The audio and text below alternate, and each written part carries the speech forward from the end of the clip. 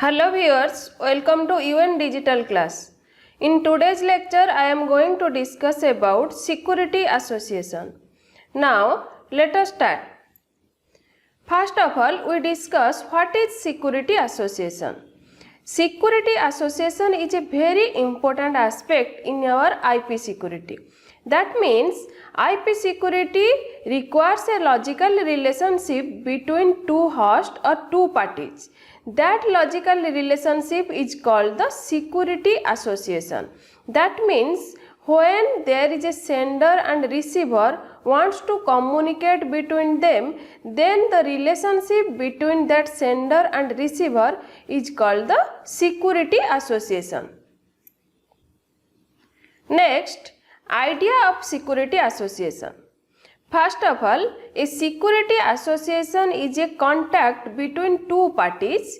It creates a secure channel between them, which means here security association is nothing but it is a contact between the sender and receiver, and here this security association creates a secure channel between that sender and receiver. Next, let us assume that Alice needs to unidirectionally communicate with Bob, which means here Alice is the sender and the Bob is the receiver, and Alice wants to send some message to the Bob. Then, if Alice and Bob are interested only in the confidentiality aspect of security, they can get a shared secret key between themselves. That means, suppose Alice and Bob wants to communicate between them, and here Alice wants to send some message to the Bob, and that message only satisfies the confidentiality aspect of security. In this case, Alice and Bob use a share secret key to send the message or to share the information or the message. Next, there are two security associations between Alice and Bob, which means when Alice and Bob wants to communicate with each other, there is two security association between Alice and Bob. One is the inbound security association, another one is the outbound security association. Next, each of them stores the value of the key in a variable and the name of the algorithm in another variable. That means here the inbound security association is maintained by the receiver, that is the Bob, and the outbound security association is maintained by the sender, that is the Alice. And this inbound security association and outbound security association stores the algorithm in one variable and the key in another variable. Next, Alice uses the algorithm and the key to encrypt a message to the Bob, and Bob uses the algorithm and key to decrypt the message received from the Alice. That means here the algorithm which is stored in the inbound or the algorithm and key which is stored in the outbound, that is used by the Alice and Bob. Here the Alice uses the algorithm and key to encrypt the message which is sent to the Bob, and in the other hand, Bob uses the algorithm and the key which is stored in the inbound security association to decrypt the message received from the Alice. Now, look at this figure. This figure shows a simple security association. Here, Alice is the sender and Bob is the receiver. Alice wants to send some message to the Bob. Now, look at the Alice side. Here, at the Alice side, there is a outbound security association, and this outbound security association stores the algorithm in one variable and the key in another variable. Similarly, at the Bob side, the inbound security association stores the algorithm in one variable and the key in another variable.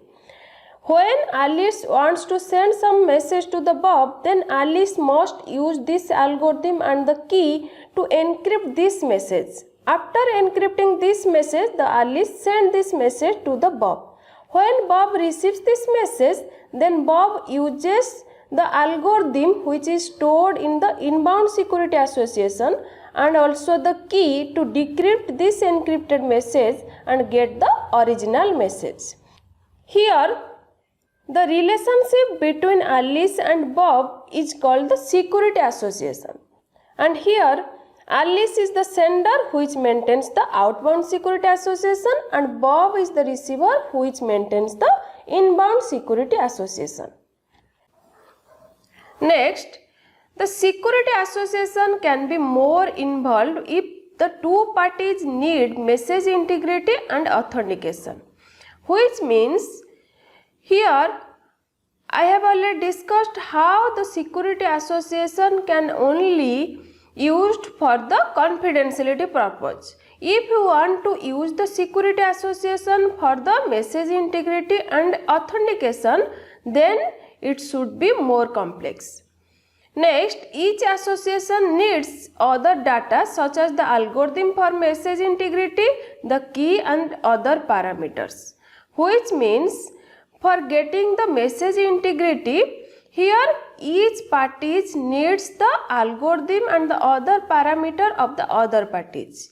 That means suppose Alice uses some algorithm to encrypt the message and Bob uses some algorithm to decrypt the message. When we want the message integrity between Alice and Bob, then Alice must uses the algorithm which is used by the Bob and Bob must uses the algorithm which is used by the Alice.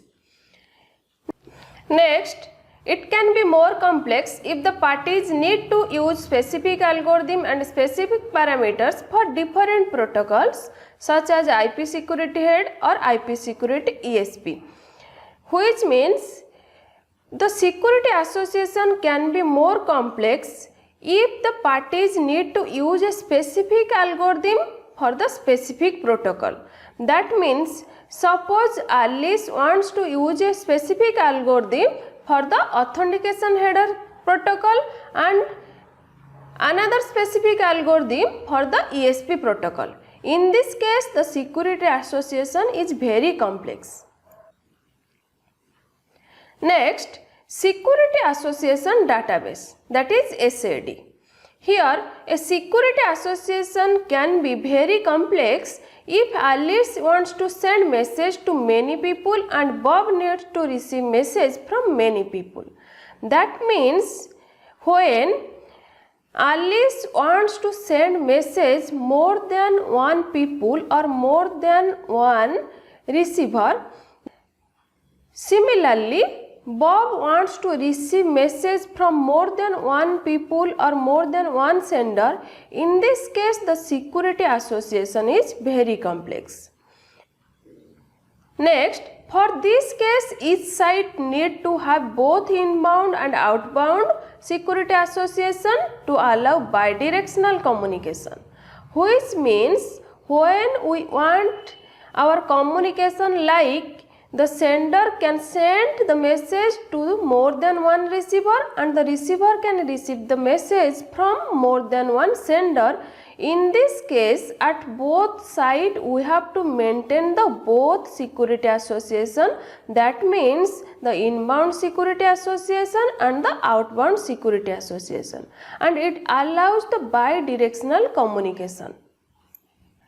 Next, in other words, we need a set of security association that can be collected into a database, and this database is called the security association database, which means when we want that our sender side maintain the both security association, that is the inbound and outbound, and our receiver side also maintain both the database, that is the inbound database and the outbound database. In this case, we collect the security association into a database, and this database is called as the security association database. Next, the database can be a two-dimensional table with each row defining a single security association. And there are two security association database. One is the inbound database, another one is the outbound database. That means the security association database is nothing but it is a two-dimensional table, and here each row defines a security association. And the security association database are two types, that is the inbound security association database, another one is the outbound security association database. Now look at this figure. This figure shows the security association database. Here this security association database is nothing but it is a two-dimensional table, and here each row defines a security association. That means the first row defines one security association and the second row defines another security association. In this way the table defines the different security association in each row. Now look at the index parameter. Here the SPI is nothing but that is the security parameter index, and DA is nothing but that is the destination address, and P is nothing but that is the protocol. Next look at this SN. SN is nothing but that is the sequence number, and OF is the overflow flag, and ARW is the anti-replay window, and LT is the lifetime, and MTU is the path MTU, that is the maximum transfer unit, and mode is nothing but that is the IP security mode flag, and AHESP defines the protocol, that is the authentication protocol or ESP protocol, and this field defines the information for this protocol. Later I will discuss every column of this table one by one. Next, when a host needs to send a packet that must carry an IP security header, and the host needs to find the corresponding entry in the outbound security association database to find the information for applying security to the packet.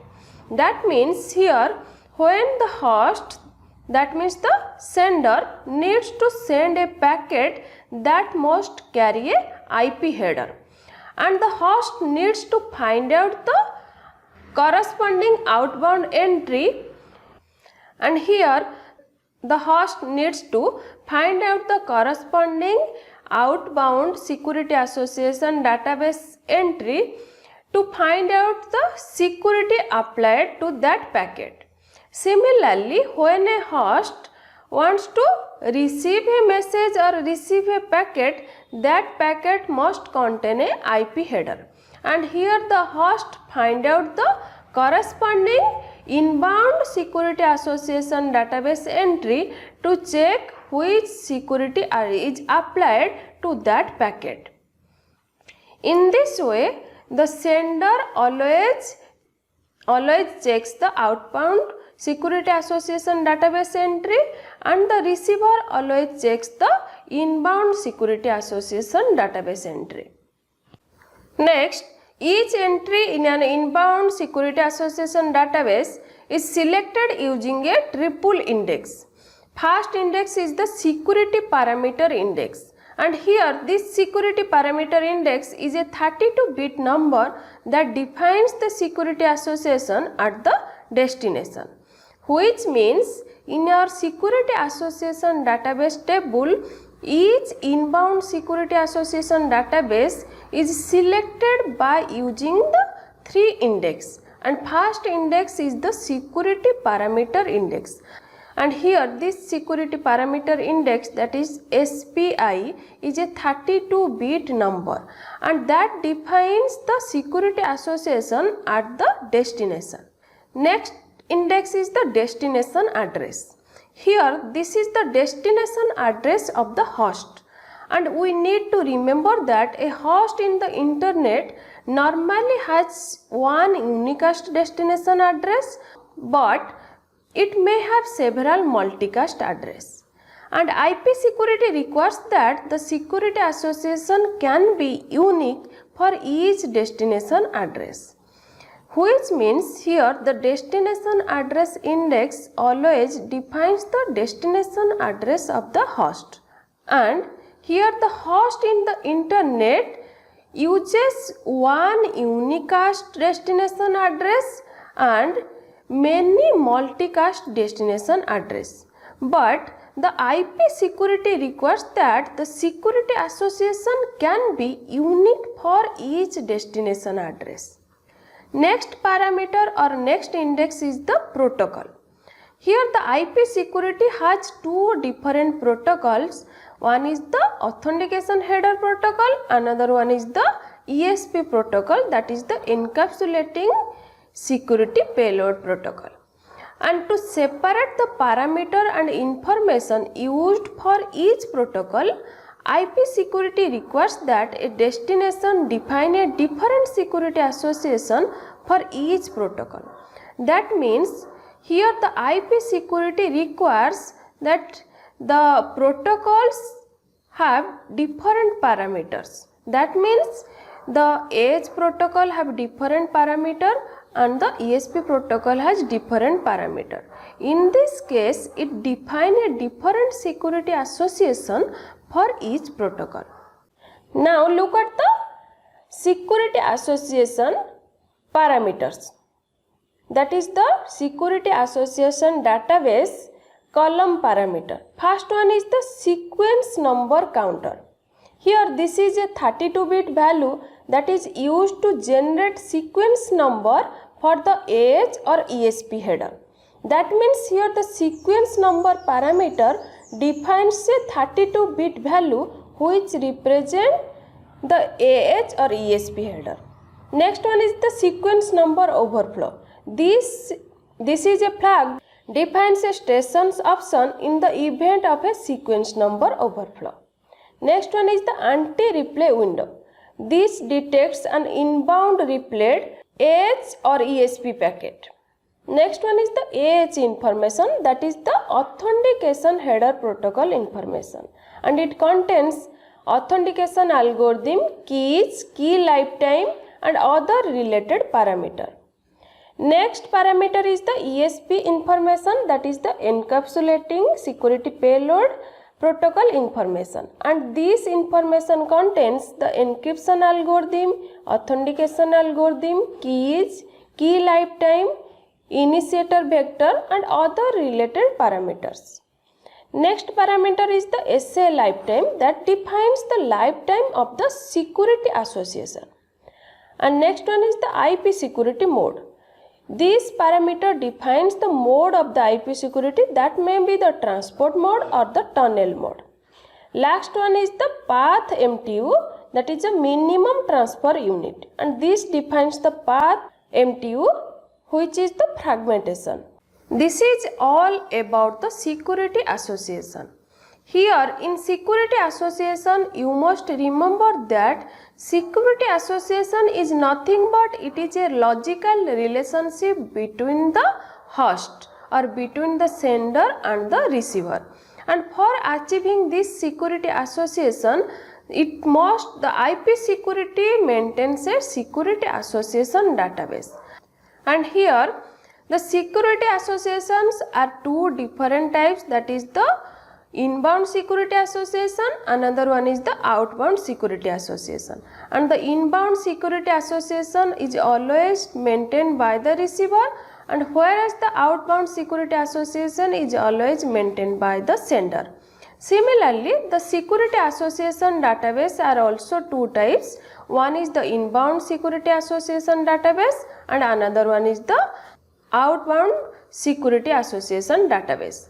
And in security association database, it is nothing but it is the collection of security association.